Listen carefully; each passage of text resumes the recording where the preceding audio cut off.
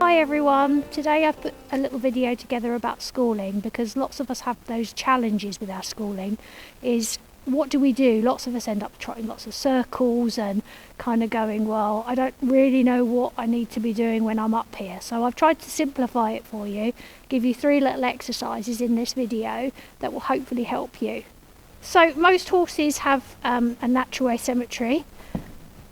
And they fall either into their left shoulder or right shoulder, and they have a dominance there.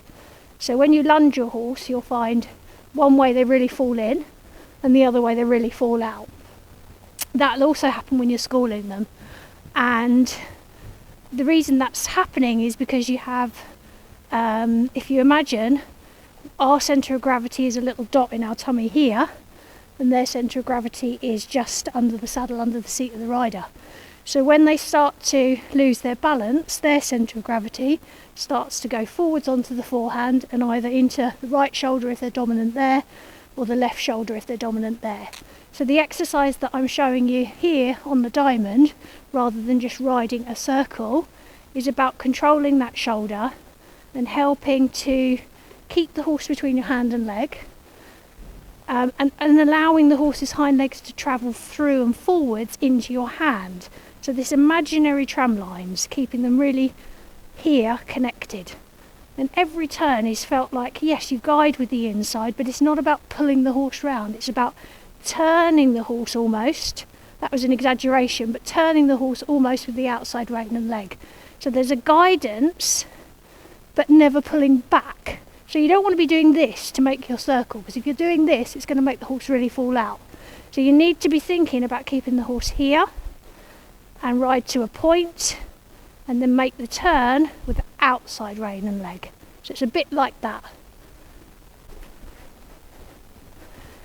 So one of the exercises that I'm going to do is a 20-metre circle, and most of us ride lots of 20-metre circles, but the problem is if your horse tends to fall in or fall out, so it has a dominant shoulder, and you'll notice this when you lunge them as well, they'll either fall in on the circle and the circle will get smaller one way, or they'll fall out. So instead of trying to ride a circle, which I'm just riding a normal circle shape now, what you do is you turn it into a diamond and you start riding to points. So if you've got markers up in the school, to A, and then between K and V here, hit the track and then ride a straight line back to the centre line.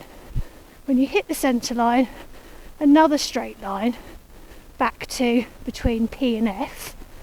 Now, if you don't have markers, a good thing to do is put some cones up, because it'll help you ride to those points.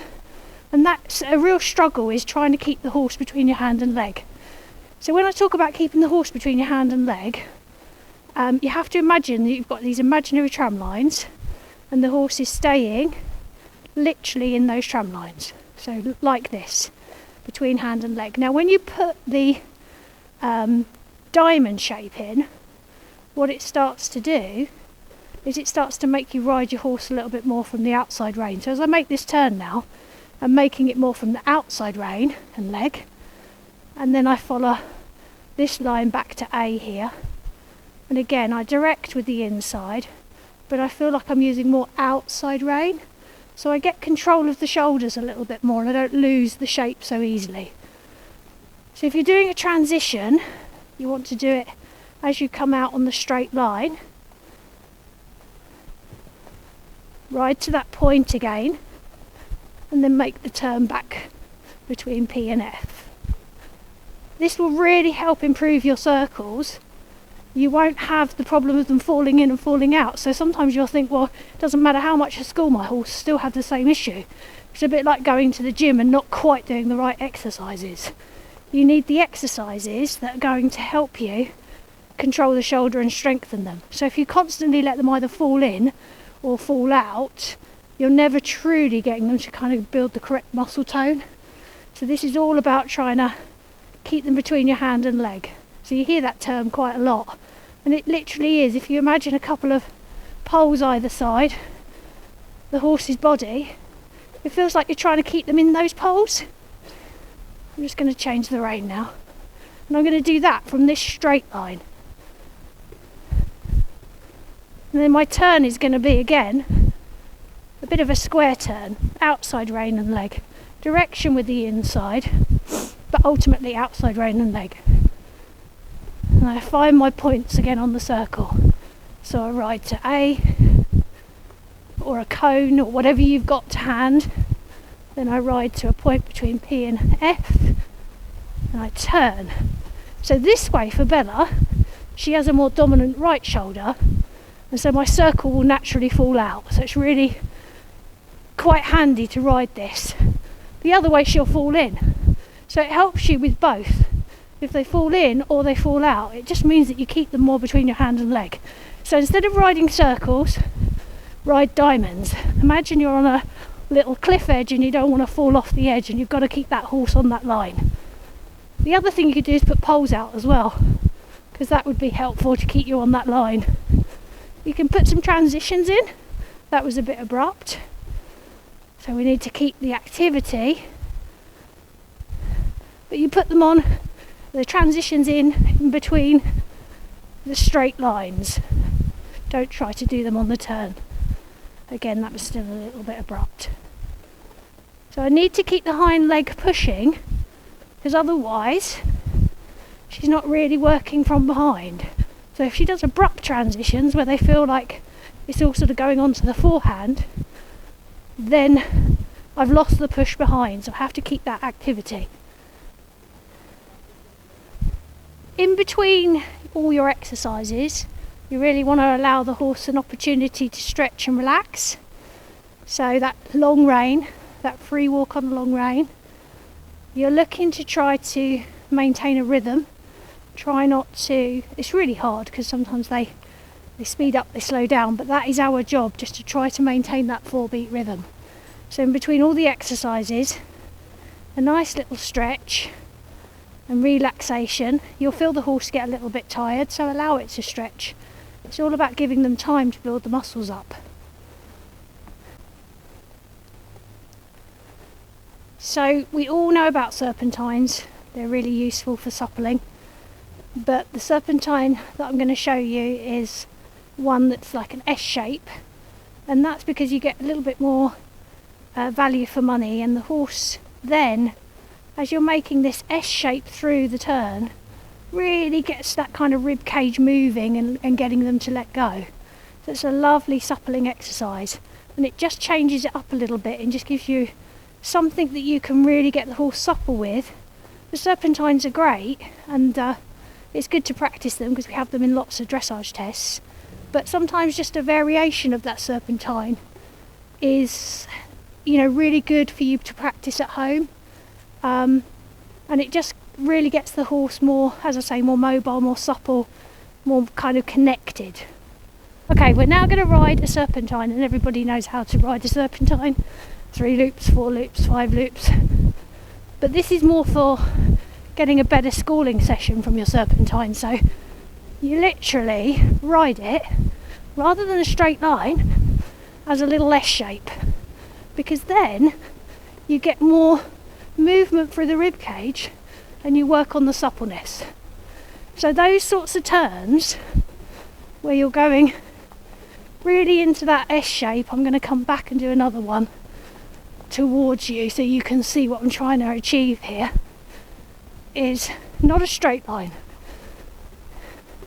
it's a curvy one. So here's the curve, and now I use my new inside leg, which is my left leg, slightly raise my inside rein. That can help get them to just seek down onto the bit a little bit more. I'm going to put another one in here. So here's the curve, and then here's the new curve, right leg to left rein, really asking the horse to step over and encouraging them to let go through their rib cage. So that's a really good exercise if you're struggling and you really don't know what to do when you're schooling and you feel like you're just trotting loads of circles. You can be doing this. So S shape, and then left leg to right rein bring up the left hand a little bit, encourage the horse to step through to that connection. That's it. So another really good exercise is just working through your transitions and practicing your halts. I would practice them where you have a side, so you've got the support of the side of a wall or a fence. Now you can see that she's not square at the moment, and I haven't sort of fiddled with her, because what I want to explain is that the most important thing about your halt is relaxation. So if you get into the halt and then the horse is a little bit tense and you sort of start to fiddle, what you'll create is more tension, and the horse will just get kind of almost expecting that when it halts you fiddle and it starts to move around. So every time you come to the halt, you kind of want to think about your breathing and just relaxing everything, so that you get that what we call immobility, so it's literally so relaxed. Now when that horse starts to relax about the halt, then you can start thinking more about how it looks. So we're going to walk on from that halt. I'm going to just make her a little rounder, and when we get onto the next long side I'm going to do another halt, but I'm going to prepare a little better for this one, so that I try to ride into the halt, which I didn't in that one at all, but I try to ride into the halt with a little bit more activity. And all I do is close my fingers, close my thigh, and you can see she just brought her head up, but really what's really important for me is that she's just standing here. She used to be quite edgy about just standing, and she'd almost be piaffing, even though she doesn't know how to piaff yet, on the spot, and that's not good, because the relaxation is really, really important. Horses that aren't really relaxed and are always tense, you're never going to get them using the right muscles. So it's really important that your schooling session is really about relaxation, not about making them tense. So I can kind of look, it's not too bad, and we just want her to step into the contact, make her a little rounder, so a little lower in the frame. That's it. And then we're going to come into that halt again. I'll just close my hands and my thigh. Oh, I did too much there, so she didn't really stand, so I'm just going to walk on from that, and then I'm going to halt there, and I'm going to try to relax everything. Just because I've done a couple, she's already anticipating. I don't really want that, so I try to now relax everything, even by dropping the rein a little bit. Good girl. Okay, then we walk on again.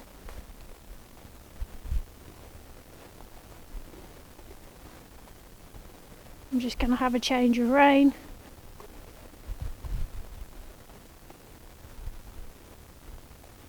And then ask her to halt on the left rein.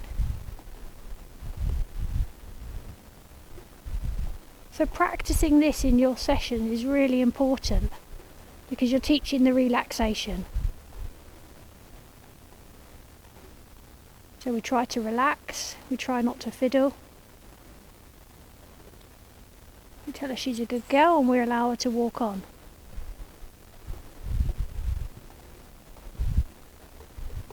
So then we can do trot transition.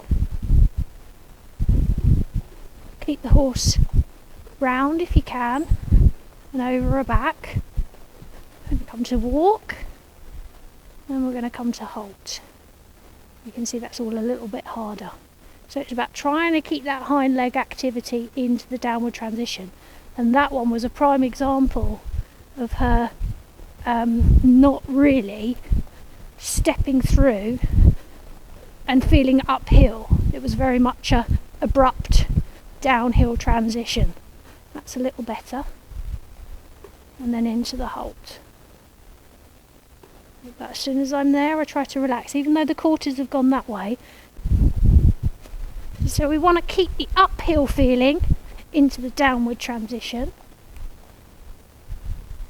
into the halt. So quarters have gone a little bit to the left there, but she stood quite quietly, and I now feel like I could actually just correct that. I'm just going to use my left leg to step her over, and then as soon as I've done that, I'm going to relax everything because that was good. So I want to do small corrections slowly. I don't want to ask for that, for this, for everything else in one go. So when you're practicing your halt transitions, don't worry about being square in the early days. Just literally work on the relaxation. Once you've got that, getting them square is quite easy. But if you make them super tense about it, then all they're going to remember from that halt is that it's a stressful situation to be in, and that won't do you any good at all.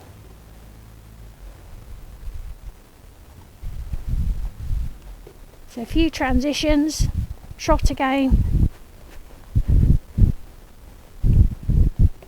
and then maybe you keep the trot for a little longer, still thinking about our diamond shape. And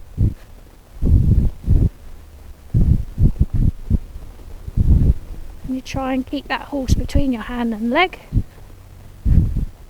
And then as we go on this straight part of the circle, we do our downward transition to walk. And then as we get onto the wall to give us a bit of guidance, we come to the halt. And that's actually not too bad at all. Good girl.